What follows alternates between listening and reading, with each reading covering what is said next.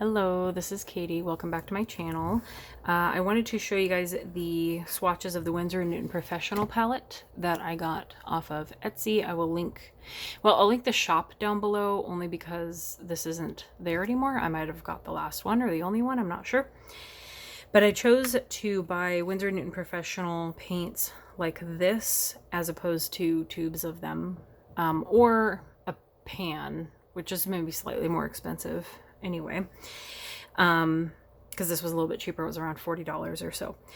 So the only thing, this was packaged, it had bubble wrap in here to hold the pans in place, and I believe these are in here with I'll just try and lift it. I think they're in here with a magnet strip. They might not be. The magnets might be going this way. Yes, they are. Well, nope, they might be stuck down. I'm just gonna leave them in there. I don't know how they're stuck in there.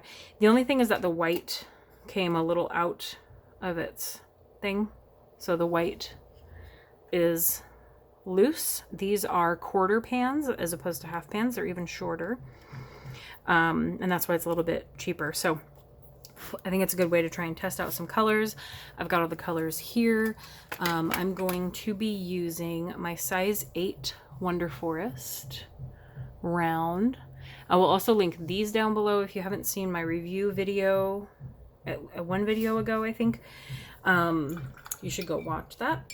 I will link her website, but I believe that comes from Canada and Ontario where she is, and I will link the Amazon one where I got them. I apologize if you can hear any hammering. The other condo like across the way from us is being worked on and it is just echoing, even though it's like after 5:30 and they should be done doing construction. But they are not. So I'm hoping that's not too much of a distraction or you can't hear it as well as I can, because it's the other building and I can feel it, which is what bothers me. They also sent this along, so it's this is the palette going this way, and then they list them in order like this. So I went through and made this based off of that, so that was helpful. I figured it would come with something like that, because I would need to know what colors they were and what order they were in. So I'm gonna zoom in here and try and leave that here so we can swatch. I'm gonna try and get some water down the side of this white to get it kind of stuck back in there. Use the water as a glue. I'm gonna move this a little bit away from my paper towel.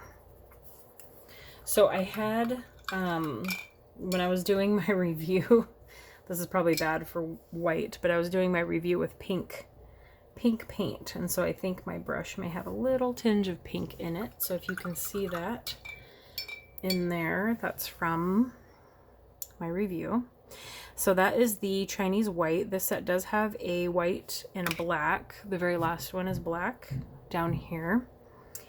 The hammering is getting louder. What I had wanted to do, that's Windsor Lemon. We're about to do Windsor Yellow Deep, which is basically like a light orange.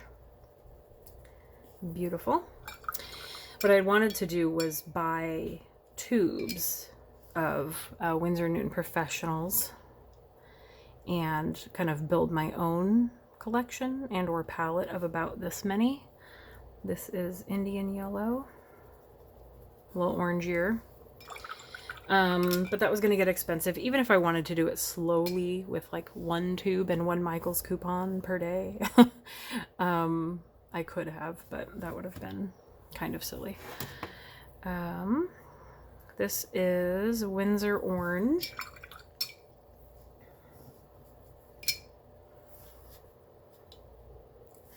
And this is Cerulean Maroon. That's really pretty. I like that. It looks like blood, like actual blood, but it's beautiful. Then we have Alizarin Crimson,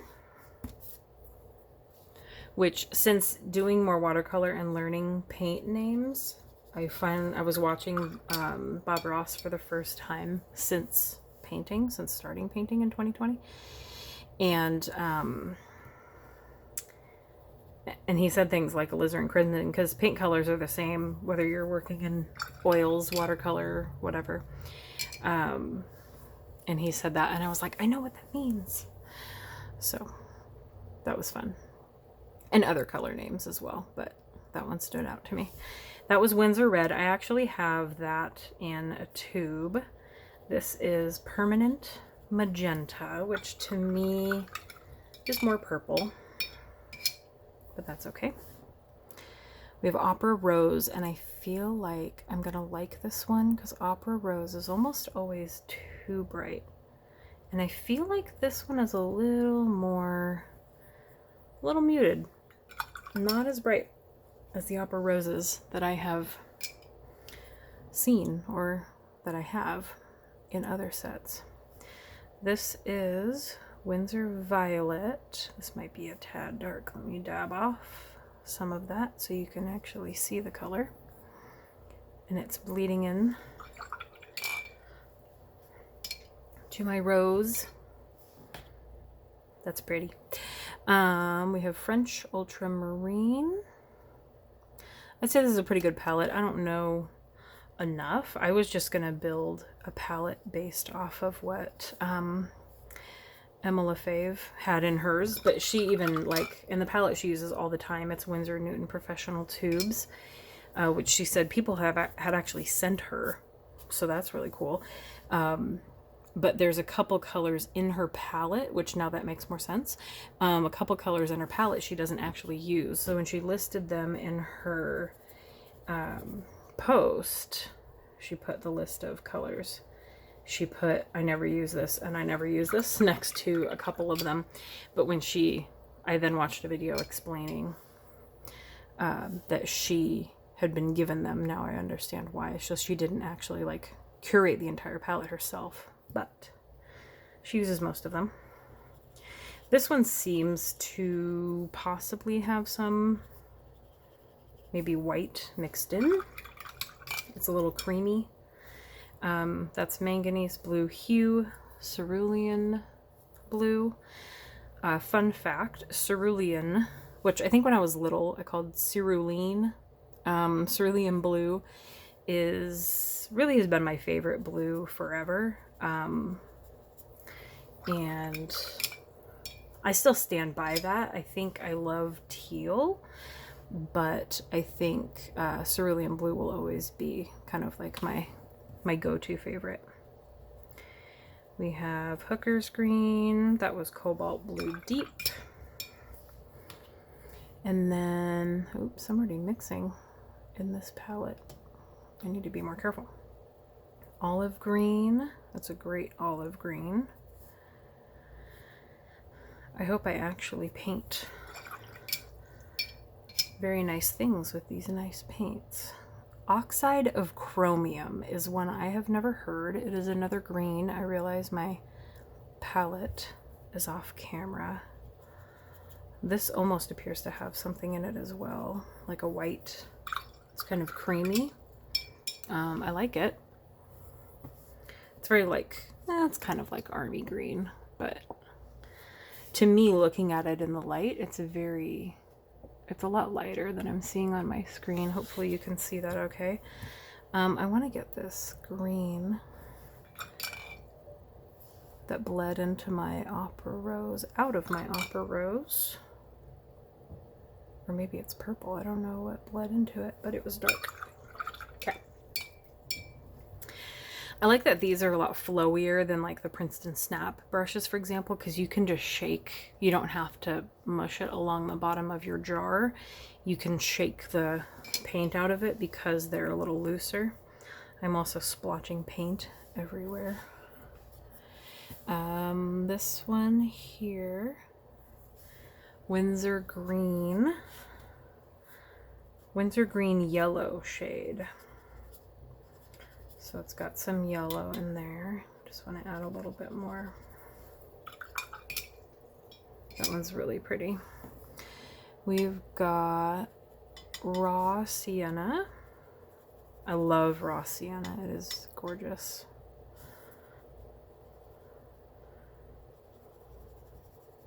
I have bubbles because I had too much.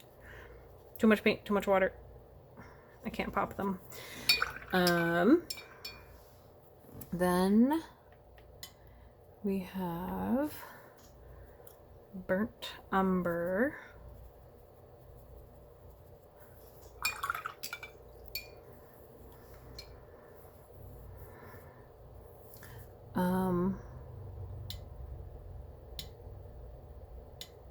Raw umber, which looks better. I'm borrowing some of that water. Looks better than the pan. It looks better on paper, so that one's not bad. And then Van Dyke brown, which I probably would have chosen. I use Van Dyke brown often. It's just a favorite brown of mine. I feel like I might be in the minority there, because a lot of people turn to like burnt umber, raw umber, burnt sienna, raw sienna. I think there's a hair in there. But I really like Van Dyke brown, especially for florals or anything that in like a botanical situation that needs like a stick or a stem that's brown, like a stick. I don't know what else to say. Let me get some actual water for the black. So this is ivory black. I'm sure they also have like a lamp black. There's, I think Mars black is the one that Emma has in her palette. I'm not sure. I don't know the differences. I'm not going to pretend to know the differences between ivory, lamp, Mars, all of those. So I splotched some water into my red, unfortunately. Let's redo that one. Ooh. Let's give it some more red. Even it back out. Okay.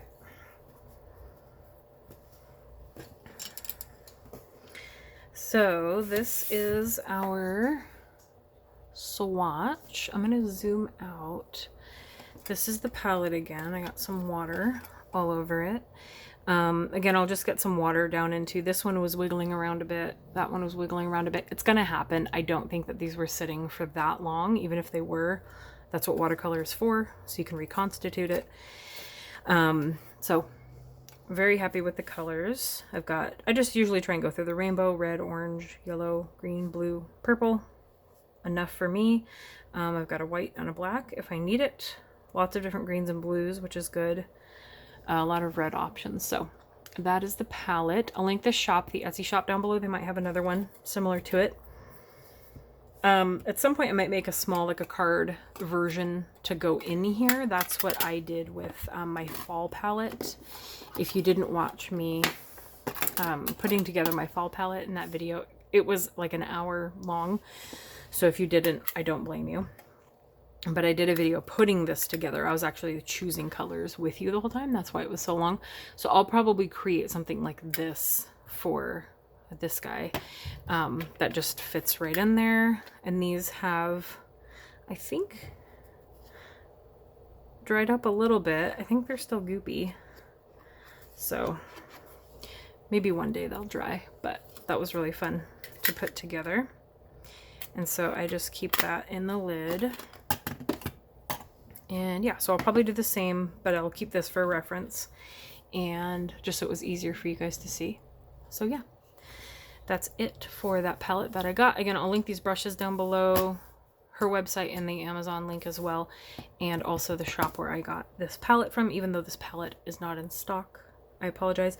I'm sure they'll do something more like that. There's also many other shops on Etsy where you can find a pre-poured palette of something like Winsor Newton Professional that is going to be a lot cheaper than buying it in tubes. So anyway, thank you for watching, and I will see you guys next time.